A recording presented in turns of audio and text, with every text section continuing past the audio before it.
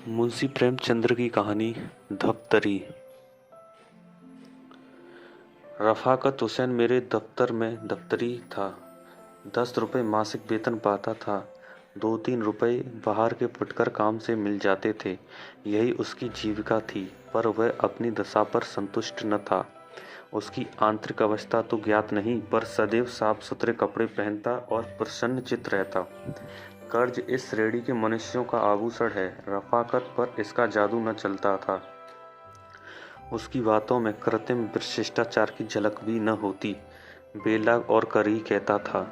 अमलों में जो बुराइयां देखता साफ कर देता। इसी साफ गोई के कारण लोग उसका सम्मान हैसियत से ज़्यादा करते थे। उसे पशुओं से विशेष प्रेम था। एक घोड़ी, एक गाय, कई बकरियां, एक बिल्ली और एक कुत्ता और कुछ मुर्गियां पाल रखी थीं। इन पशुओं पर जान देता था। बकरियों के लिए पत्तियां तोड़ लाता, घोड़ी के लिए घास छील लाता। यद्यपि उसे आए दिन मवेशी खाने के दर्शन करने पड़ते थे और बहुधा लोग उसके पशु प्रेम की हंसी उड़ाते थे, पर वह किसी की न सुनता था और उसका यह निस्वार्थ प्रेम था। किसी ने उसे मुर्गियों के अंडे बेचते नहीं देखा।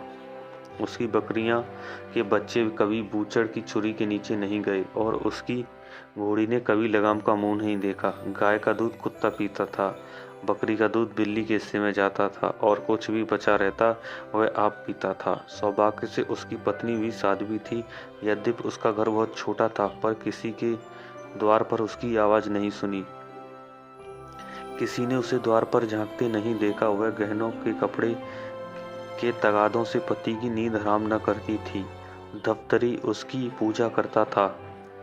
वह गाय का गोबर उठाती, घोड़ों को घास डालती, बिल्ली को अपने साथ बिठाकर खिलाती, यहाँ तक कि कुत्ते को नहलाने से भी उसे घृणा न होती थी। बरसाती नदियों में बाढ़ आई हुई थी। दफ्तर के कर्मचारी मछलियों का शिकार खेलने चले। सामत का मारा रफ़ाकत भी उनके साथ हो लिया। दिन भर लोग शिकार खेला किए। शाम को मूसलाधार पानी बरसने लगा। कर्मचारियों ने तो एक गांव में रात काटी। दफ्तरी घर चला, पर अंधेरी रात राह भूल गया और सारी रात भटकता फिरा। प्रातःकाल घर पहुंचा तो अभी अंधेरा ही था, लेकिन दोनों द्वार पट खुले हुए थे। उसका कुत्ता पूंछ दबाए करुण स्वर से कराता हुआ आकर उसके पैरों पर लौट गया। द्वार खुले देखकर दफ्तरी का कलेजा सन्न से हो गया। घर में कदम रखे तो बिल्कुल सन्नाटा था। 2-3 बार स्त्री को पुकारा, किंतु कोई उत्तर न मिला। घर भाए भाए कर रहा था। उसने दोनों कोठरियों में जाकर देखा। जब वहां भी उसका पता न मिला तो पशुशाला में गया। भीतर जाते हुए अज्ञात वह हो रहा था जो किसी अंधेरे खो में जाते हुए होता है। उसकी स्त्री वहीं भूमि पर चित पड़ी हुई थी। मुंह पर मक्खियां बैठी हुई थीं, ओठ नीले पड़ गए थे, आंखें पथरा गई थीं। लक्षणों से अनुमान होता था कि सांप ने डस लिया है। दूसरे दिन रफ़ाकत आया तो उसे पहचानना मुश्किल था। मालूम होता था बरसों से रोगी है, बिल्कुल खोया हुआ, गुमसुम बैठा रहा, मानो किसी दूसरी ही दुनिया में है। संध्या होते ही वह उठा और स्त्री की कब्र पर जाकर बैठ गया। अंधेरा हो गया। 3-4 घड़ी रात बीत गई, पर दीपक के टिमटिमाते हुए प्रकाश में उसकी कब्र पर नैराश्य और दुख की मूर्ति बना बैठा रहा, मानो मृत्यु की राह देख रहा हो। मालूम नहीं कब घर आया। अब यही उसका नित्य नियम हो गया। प्रातःकाल उठकर मजार पर जाता, झाड़ू लगाता, फूलों के हार चढ़ाता, लोबान जलाता और 9 बजे तक कुरान का पाठ करता। संध्या समय फिर यही क्रम शुरू होता। अब उसके जीवन का नियमित क्रम था। अब वह अंतर जगत में बसता था। बाह्य जगत से उसने मुंह मोड़ लिया था। शोक ने विरक्त कर दिया था। कई महीने तक यही हाल रहा। कर्मचारियों की दफ्तरी से सहानुभूति हो गई थी। उसके काम कर लेते, उसे कष्ट न देते। उसकी पत्नी भक्ति पर लोगों को विस्मय होता था, लेकिन मनुष्य सर्वदा प्राणलोक में नहीं रह सकता। वहाँ की जलवायु उसके अनुकूल नहीं। वहाँ वह रूप में, रस में भावनाएं कहाँ, विराग में वह चिंता में उल्लास कहाँ, वह आशा में आनंद कहाँ। दफ्तरी को आधी रात को ध्यान में डूबे रहने के बाद चूल्हा जलाना पड़ता, प्रातःकाल पशुओं की देखभाल करनी पड़ती। यह बोझा उसके लिए असह्य था। अवस्था ने भावुकता पर विजय पाई। मरुभूमि के प्यासे पथिक की भांति धप्तरी फिर दाम्पत्य सुख जल स्रोत की ओर दौड़ा। वह फिर जीवन की यही सुखद अभिनय देखना चाहता था। पत्नी की स्मृति दाम्पत्य सुख के रूप में विलीन होने लगी, यहाँ तक कि 6 महीने में उस स्थिति का चिन्ह भी शेष न रहा। इस मोहल्ले के दूसरे सिरे पर बड़े साहब का एक अर्दली रहता था। उसके यहाँ से विवाह की बातचीत होने लगी। मियाँ रफाकत फूले न समाये। अर्दली साहब का सम्मान मोहल्ले में किसी वकील से कम न था। उनकी आमदनी पर अनेक कल्पनाएं की जाती थीं। साधारण बोलचाल में कहा जाता था, जो कुछ मिल जाए वह थोड़ा है। स्वयं कहा करते थे कि तकावी के दिनों में मुझे जेब की जगह थैली रखनी पड़ती थी। दफ्तरी ने समझा भाग्योदय हुआ। इस तरह टूटे जैसे बच्चे खिलौने पर टूटते हैं। एक ही सप्ताह में सारा विधान पूरा हो गया और नववधू घर में आ गई। जो मनुष्य कभी एक सप्ताह पहले संसार से विरक्त जीवन से निराश बैठा हो, उसे मुंह पर सेहरा डाले घोड़े पर सवार नव कुसुम की भांति विकसित देखना मानव प्रकृति की एक विलक्षण विवेचना थी। किंतु एक ही अठवारे में नववधू के जौहर खुलने लगे। विधाता ने उसे रूपेंद्रिय से वंचित रखा था, पर उसकी कसर पूरी करने के लिए अति तीक्ष्ण वाकेंद्रिय प्रदान की थी। इसका सबूत उसकी वह वाक्पटुता थी, जो अब बहुधा पड़ोसियों को विनोदित और दफ्तरी को अपमानित करती थी। उसने 8 दिन तक दफ्तरी के चरित्र का तात्विक दृष्टि से अध्ययन किया और तब तक एक दिन उससे बोली, तुम विचित्र जीव हो। आदमी पशु पालता है अपने आराम के लिए, न कि जंजाल के लिए। यह क्या कि गाय का दूध कुत्ते पिए, बकरियों का दूध बिल्ली चट कर जाए। आज से सब दूध घर में लाया करो। दफ्तरी निरुत्तर हो गया। दूसरे दिन घोड़ी का रात्रि बंद हो गया। वह चने अब भाड़ में भुनने और नमक मिर्च से खाए जाने लगे। प्रातःकाल दूध से नाश्ता होता। आए दिन तस्में बनती। बड़े घर की बेटी पान बिना क्यों कर रहती। घी मसाले का भी खर्च बढ़ा। पहले ही महीने दफ्तरी का विदित हो गया कि मेरे आमदनी गुजर के लिए काफी नहीं। उसकी दशा उस मनुष्य की सी थी कि शक्कर के धोखे में कुनैन फाँक गया हो। दफ्तरी बड़ा धर्मपरायण मनुष्य था। 2-3 महीने तक यह विषम वेदना सहता रहा, पर उसकी सूरत उसकी अवस्था को शब्दों से अधिक व्यक्त कर देती थी। वह दफ्तरी जो अभाव में भी संतोष का आनंद उठाता था, अब चिंता की सजी मूर्ति था। कपड़े मैले सिर पर, बाल बिखरे हुए, चेहरे पर उदासी छाई हुई, अहर्निश हाय हाय किया करता था। उसकी गाय अब हड्डियों का ढांचा थी। घोड़ी को जगह से हिलना कठिन था। बिल्ली पड़ोसियों की छींकों पर उचकती और कुत्ता घूरों पर हड्डियां नोचता फिरता था। पर अब भी वह हिम्मत का धनी और इन पुराने मित्रों को अलग न करता था।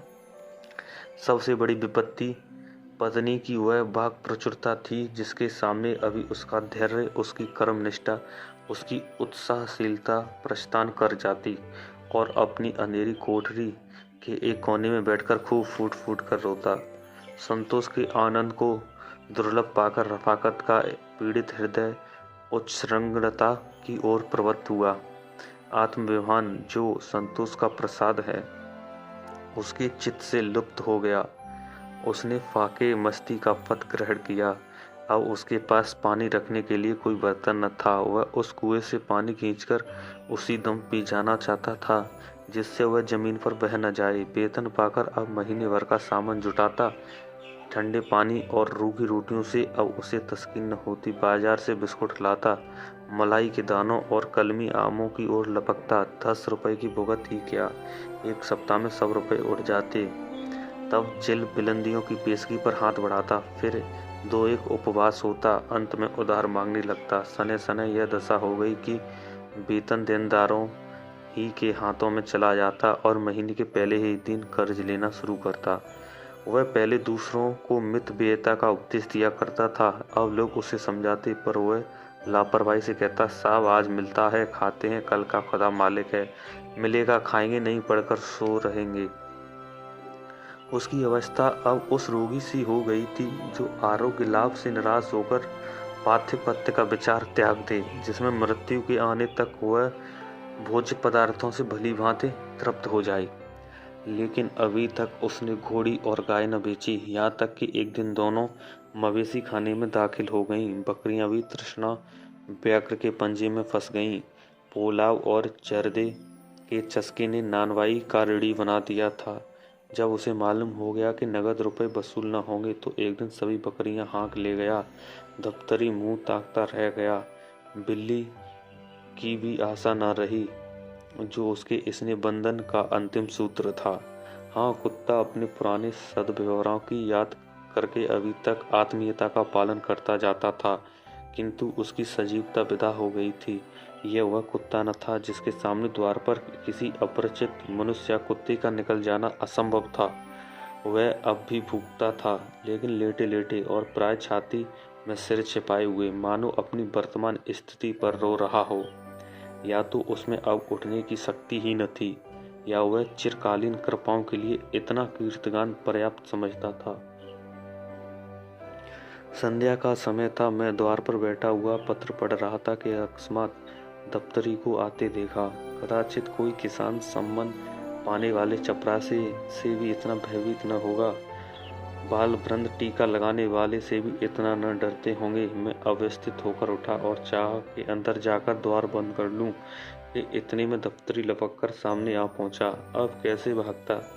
कुर्सी पर बैठ गया, पर नाक पहुंच चढ़ाए हुए।